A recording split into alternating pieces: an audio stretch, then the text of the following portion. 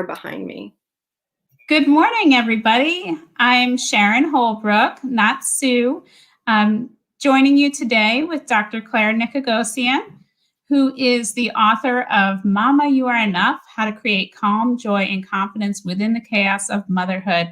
Dr. Nicogossian is a clinical psychologist, a professor, and a mother of 4. So we can't wait to hear all your tips because this has been a super stressful time when motherhood was probably already stressful for lots of us. So true. So true. Thank you so much for having me. And, I love I love being introduced like that because it reminds me of parts of myself that like feel really like kind of wrapped up and neat. And the other part, like motherhood, feels so chaotic. So I love that description because it just reminds me that this has been a year for all of us, hasn't it? Let me, before I ask you any questions, let me just let our viewers know that if you want to ask a question to Dr. Nicogossian, just put it in the comments and hopefully we'll try to get that answered if there's anything particular that she can help with or advise on. But while our viewers are doing that, let me ask you, what are you seeing from mothers that you're treating and meeting with these days? Have things changed because of the pandemic? What are mothers carrying right now that you're seeing? Yeah, so I really appreciate that question. So in my private practice, I support a lot of moms, and that's one of the reasons why, over the past 10 years of really focusing on supporting mothers and maternal mental health is I was seeing in the therapy room, as well as experiencing in my life as a mother of 4, working and juggling all those demands, that there was this theme that moms kept on sharing with me, that motherhood is lovely and wonderful and amazing. And when that therapy door closed, they just poured out the feelings that all these moms are feeling, but no one really wants to say. Anger, fear, disgust, irritability, worry, embarrassment, shame. And moms were holding it together, because there were so many responsibilities they had to do. And that was one of the motivations for me to kind of, share and say, listen to the moms, you're not alone. Like, I know you feel alone. I know that these emotions are so intense and feel incongruent with motherhood. Like, so I wanted to be that voice to say to moms already before this pandemic, that you can have what I call these shadow emotions, right? Because I don't like calling emotions good or bad. I just like calling them as observations. So shadow feels like a neutral word to me. Right. Those emotions we all feel, like the sadness, anger, disgust, embarrassment, shame, worry. If we can just observe them, then we can do something about them instead of labeling it like, well, I'm feeling irritable, or I can't even be around my child today. That must mean I'm a bad mother. That must mean that I'm failing them or not doing enough. And so that was really my motivation, to bring a voice from my experience, as well as what I was seeing in my own life, as well as in the research and with my girlfriends, is that motherhood is a lot of different things. Then we put a pandemic on top of it, which when we look at the impact of that, the impact of, these are facts and statistics that, women have had to step out of the workforce. There's a huge financial burden because women are often the ones doing most of the childcare, which includes distant learning, which includes the hybrid learning, which includes if there's a quarantine or an exposure, now mom has to stay home. So a lot of women have left the workforce because it's not sustainable, the amount of stress. So I think what I'm seeing is that mothers are feeling overwhelmed to the point where they're on the brink. They're on the brink and they're worried about their mental health, and they cannot get through another day. And I understand, I've got 4 daughters at home and working from home, and it's not easy. And so I have a lot of compassion for moms, If that's a long-winded answer, but No, that's what I'm feeling. it's so helpful to hear. Sometimes it's good to start by knowing we're not alone and that everybody others are feeling the same way we are. Now, it feels like the umbrella term for all of this is, moms are stressed and overwhelmed. But you had drilled down a little bit into some of those emotions that are more specific that we might be feeling. Is it important that we identify, those specific emotions? Does that help us to address them rather than saying, it's too much? I mean, what can we do to sort of begin the process of getting through this in a healthy way? Exactly. It's a great question because I think already I feel very protective about mothers and women as well as dads. There are dads that do stay home and moms work. So, and there's no one family dynamic, right? There's a lot of diversity in terms of provider and caretaker in families. But that being said is that I do think that there's a lot of problems with, um, the structure, the systemic structure. So moms feel, making a general statement here, but oh, great, now I have to take care of myself. I can't even do that. That's another thing I'm failing at, right? Now I'm going to feel guilty. I'm damaging my kids. I'm failing my family. I can't do it. How come so and so can do it and I can't? So there's comparisons, right? In Mama, You Are Enough: How to Create Calm, Joy, and Confidence, what it really is a book about self-care through the lens of motherhood, right? Doable, actionable strategies. Because when I wrote this book, I was told by, and I won't name the person, but a very well-known parenting author and therapist who said to me, Claire, wait until your children are grown to write this book. I'd met her at a conference. And I said, no, I've got to write it now because I'm living it, right? I'm in the trenches. I don't want to look back and write about motherhood through this nostalgic lens where I have all this wisdom. Like, I am in it. I'm having my own moments where I'm locking myself in a bathroom because I feel like I'm going to lose my mind. And I have all the access to skills and strategies as a psychologist for 2 decades. You know what I mean? So yes, the first thing we want to do as parents is to take care of ourselves. And self-care means that, from a psychologist standpoint, we live in our head. We live in our body. Nobody can do that for us. Not our partners, not our, healthcare providers. We know what's going on in our mind and in our body. So that is self-care, is taking care of your physical health and your emotional health. So what can we do it's Tuesday morning. We're here, we have a moment to listen to you and maybe get some helpful advice. What can we do right now, today, after we finish this call to start that process of really caring for ourselves? Right. Well, the first thing is, and I went off on a little tangent, so thank you for your patience on that, because I get so passionate about this topic, Sharon, and it's just, the first thing I would say is to label your emotions. Let yourself identify what you're feeling. And the book is all about emotional literacy. So it's going to take you through emotions. Under sadness is hopelessness, frustration, under anger. There's many variations of our emotions. So what makes moms feel horrible taking care of their children or showing up in their lives is when they're reactive, when they feel the tension building, building, building, building, and they snap. Now a mom's going to be dealing with 2 things. One, enormous guilt. So reactivity creates guilt. And then she's going to say, why didn't I just do XYZ? So what I want to say to moms is, give yourself the space to stop for a minute and say, what am I really feeling? What is this really about? Go to the bathroom for a minute, close the door. Even if they're little hands knocking on the door, give yourself a moment and just check in. Where's the tension in my body? What am I feeling? What is really triggering this? Is it that I'm resentful because I haven't been out of the house and I'm not getting enough support? Is it that my kids' demands are so high? What am I feeling? And when we can label that feeling, we can say, okay, now what can I do about that? And before we get to what we can do about it, I think what you're saying is we don't judge that emotion. we accept it. It's okay to feel irritable or guilty, or we don't want to feel guilty. But if we do, how do we before we move to the next step, do we just accept those emotions as they are? How do we address that? Is that okay that I'm feeling that Yeah, way?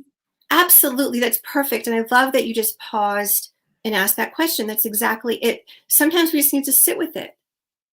And so we just need to sit with, I feel guilty today. That's uncomfortable. Right. And so there's a whole chapter in the book on guilt, and it's probably 10 pages or less. Moms right now can't read. Put it on an audiobook. Go to that chapter, listen to that audio part of the book. You're gonna feel as if you've just had a session with me. I'm gonna take you through that feeling in 10 minutes or less, audio version. You want to read it, great. And you're going to walk away saying, gosh, I understand guilt now. And and I put strategies in there. Here's 6 or 7 strategies I can do. So that resource I created because there's no way I could meet all the moms I'd want to help and teach them, right? So that's one thing. It's just identify your feelings, don't judge them, and then say to yourself, simple, quick thing to do. If it was my girlfriend, if it was my partner, if it was my husband, if it was my child, and they felt this in this moment and came to me feeling exactly this way, what would I tell them to do? How would I help them? And often what we do is we're like, oh, of course I'd give them a hug. I'd say, can I make dinner? You go rest for a minute. We give other people so much compassion that we don't give ourselves. So that's one part, is to think of how would you treat another person if they came to you with what you're experiencing? How would you coach them? That's really calls into focus what we tend to do as moms, which is to put our own feelings and needs last. And that really, of course, I would tell a friend that it's okay to feel that way. Yeah, we can do that for ourselves too. One thing I want to ask about, Doctor, is our kids' emotions. Sometimes when our kids are feeling very emotional, and a lot of them are right now just because they're teenagers or middle schoolers or because they're in a pandemic, we tend to carry those emotions with us. We tend to feel their pain or feel like we have to fix it, or they're stressed. How can we manage our own good health, our own emotions, and our children's emotions, or do we not have to do that? Well, we don't have to do that. And so that's the other piece is, mothers, we don't want to overfunction and take responsibility for our kids' feelings. Then we're really not teaching them the skills to manage their discomfort. So step number 1 as a parent is you have to manage your own emotions. You cannot, from a mental health perspective and a psychologist perspective, you can't ignore that piece. You can't escape managing your own emotions because they're going to come out somehow. So that's number 1. For your children, and this is so important during the pandemic, what research is showing is that children are very stressed. And certain groups, certain ages are feeling the distress more than others. And I'll share that in a minute. And that's going to probably change as more research comes out. But in terms of, the children that are feeling it are really children ages 3 to 6.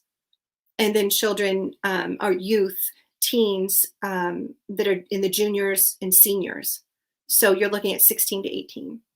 Those are the children that are really feeling it the most. They have the highest levels of reported depression, depressive symptoms, anxious symptoms. Children in the 3 to 6 range, they're the ones who are having a lot of aggressive behaviors, clinginess. Parents are saying, oh my goodness, like last summer, just the summer, you could do X, Y, and Z for your 3 or 6-year-old, right? You could get dressed by yourself. You could, sit and play. All of a sudden, we're backtracking, right? Like what happened to my child in that 3 to 6 range? And that's stress. Children regress when they're stressed. So, for parents to know that if you're concerned about your child, and and you're seeing something that feels out of the ordinary, reach out to your pediatrician, get some medical advice, consider therapy. I think that's good for anyone right now, is just to get that extra support.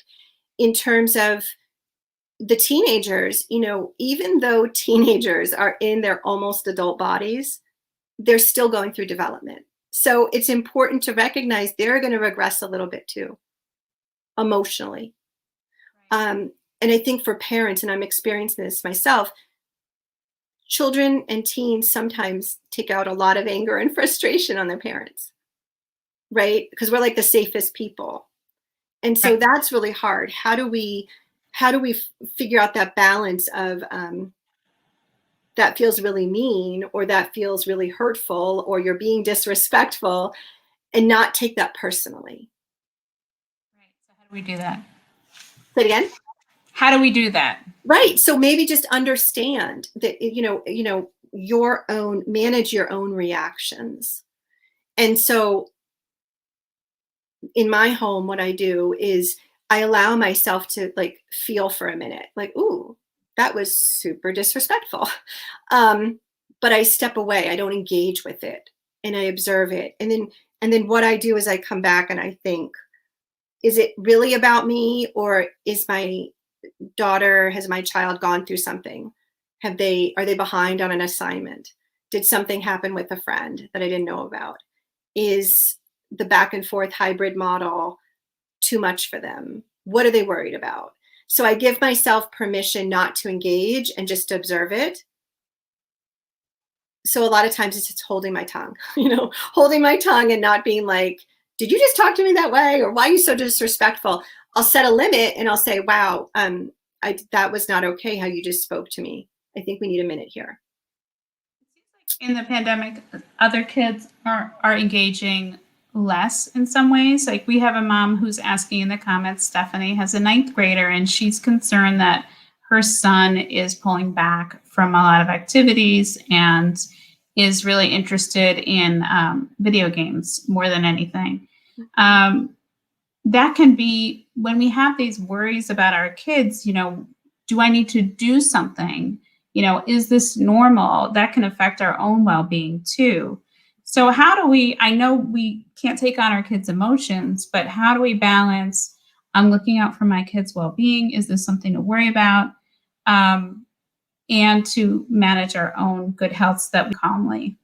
No, that's a great question, and I love that example that the listener, the mom, asked. So here's what I also tell parents and do myself, parents that I support, is that you want to really teach your kids a variety of coping skills. So coping skills are the ways that we handle and manage stress. So the coping skill of playing video games for teenagers, number one, probably social, right? They're meeting friends online and they're engaging socially. That's what they have right now. Number two, it's fun for them. It's an enjoyable activity, but it really falls into what I consider the coping skill of distraction and avoidance, right? So as a family, as a parent, you have to decide what's the range of hours you want your child engaged in that activity. And then you want to bring in some more active coping skills. So active coping skills are ones that maintain your health and well-being. So eating well, eating food that's nutritious, staying hydrated, going out and getting physical activity, talking about their emotions, coming up with a plan with what they want to do to bring in parts of their lives other than video games, right? So those are the active coping skills. So what I would say to the mom is, you want to kind of find that balance of what's meaningful to your child and what's important. Because if your mother's instinct says to you, I think he's watching too much or she's doing too much video games, you got to trust that. You know your child best. And if that's the only mechanism of how they're coping right now, and disengaging from that activity creates tension, anger, irritability, fighting, then we need to do something more. And so your pediatrician, a therapist, working on some family, skills and coping strategies would be a great thing to do. Right. What strikes me about your good advice there is that it's a lot of the advice we hear for ourselves in terms of mother self-care, eating well, getting outside, exercising. Is there a way that we can move forward and sort of announce to the family we're going to do some of these new things together to help everybody? Do you have any practical ways that you think you can get? I know your four are in the tween and teen years, right? Yeah, so I have a 10-year-old in fifth grade, a 13-year-old in seventh grade, and fraternal twins that are seniors. Okay. And I have a 10, 13, and 15-year-old. So I know that, like, at this age, sometimes there's more or less cooperation. It would be great if we could all engage in some care and coping skills. Do you have any practical tips for what's worked for your family or what you're hearing is working to just kind of shake everybody up and give everybody sort of a hug in terms of something we can do that'll nourish us? No, I love your question. I love your question so much because they're so spot on and it's what I see in the therapy room a lot. Mhm. So, the first thing I would say is like have a weekly family meeting. So, the reason why is parenting can feel like a lot of power struggles, especially with the tweens and the teens. And so when we make a demand, what is perceived from our teen or tween as a demand, like let's go for a walk right now, when they're in the middle of a video game, that's a power struggle. So let's have a family meeting, like around a meal or like a fun snack. And for 15 minutes once a week, we're going to plan out the week. And I know this for some families thinks, oh my gosh, really? But I promise you, like it gives everyone a voice and it also sets the expectation and the tone for the week. So that is when you as a parent can say, okay, here's what's working. I am so proud that you've been taking out the trash, you've been doing the dishes, like I haven't had to remind you about your chores. That is awesome. I really appreciate that. So you want to highlight their strengths. Here's what I need some help with is I'm noticing when I ask you to stop with the video games, there's a lot of arguing, you throw the controller, you slam a door. So here's what I think we need. We're going to have like X amount of time for the video games. And when it's done, it's done. Okay? And so the consequence of throwing your controller is you may lose time on your on the other end. So if we give kids the expectancy and let them know the boundaries, sometimes that is enough for them to say, okay, that's my time frame, instead of coming down and getting into this power struggle. So you want to structure the week. And you can also say as a parent, listen, we need coping skills that are going to help us. Video games is just distracting. Scrolling on social media, watching Netflix is distracting, can be entertainment, but we have to add in Us other things. too. Say it again.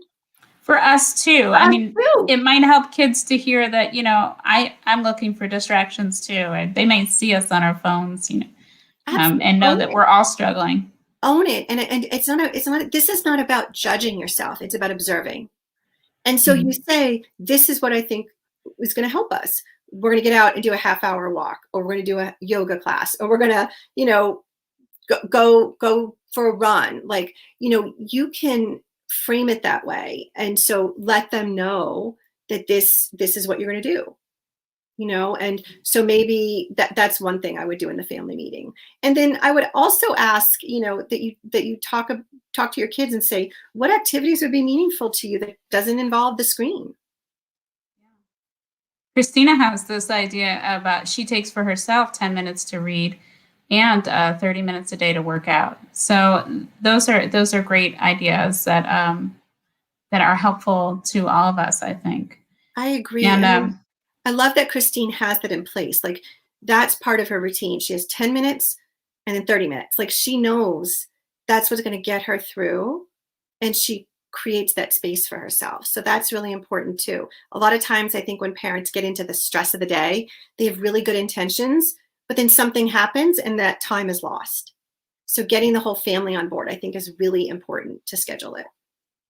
well, these are just wonderful ideas. I feel like you're taking care of us in this call, and I'm so appreciative as a fellow mom and as an editor at your team that we can share all this advice with you.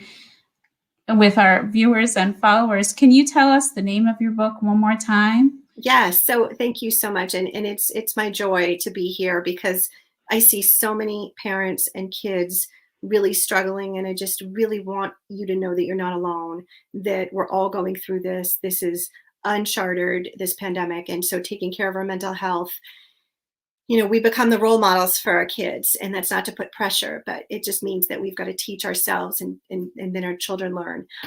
So yes, the book is Mama, You Are Enough: How to Create Calm, Joy, and Confidence Within the Chaos of Motherhood. And it's really a book all about self-care and emotional literacy and learning how to take care of those emotions we're all experiencing, but sometimes feel guilty for. And you're going to get a lot of skills and strategies. And if you don't have time to focus on reading the book, because I understand bandwidth is short these days, get it on audiobook. You can get through a chapter in less than 10 minutes. Oh, I love to listen to things when you're washing dishes or like just picking up around the house or getting out for a 10-minute walk. So that's a great idea. We'll share a link to that in the comments as Oh, well. thank you so much. And you bring up such a great point. The other thing is too, is turn on some great music, have a dance party, have your kids chip in with the chores. Chores, anything is more enjoyable with some good music. So practical things. That's a great point. All right, I'm going to let you go. And thank you so much for joining us and for everybody else who joined us. And we will see you all